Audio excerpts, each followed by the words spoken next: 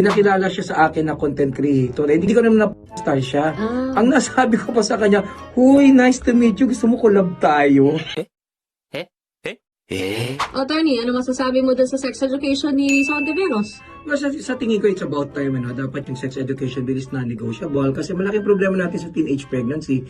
Tapos yung STD natin, kagaya ng AIDS, sobrang tumataas yung mga HIV cases. So, dapat ma-respondihan yan at mabigyan natin ng gabay yung mga kabataan. Dapat ang focus ng sex education bill would have to be responsible parenthood, di ba? Yung tamang, yung kahalagahan ng pagpapamilya, relasyon. Dapat turuan natin sila para makaiwas sa teenage pregnancy or sexual abuses or even STDs at the end of the day. Yung masturbation, yung mga use of contraceptives, yun ang problemahin niya kasi hindi naman tinuturo yan. Bakit? Ako nga natutunan ko yan sa sobrang galing ko nga. Pag nakakita mo ako, gaganahan ka din eh. Pero alam mo, at the end of the day, kailangan natin ng sex education program talaga.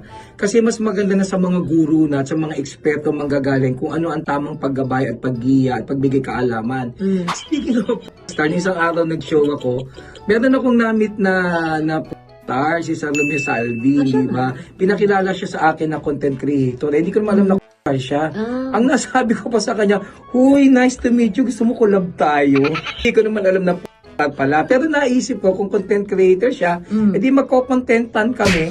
Diba? Yung mga kukontentahan niya, kukontentahan ko rin. Pero anyway, seriously, importante ang sex education for the young ones to be guided accordingly. So, yun lang.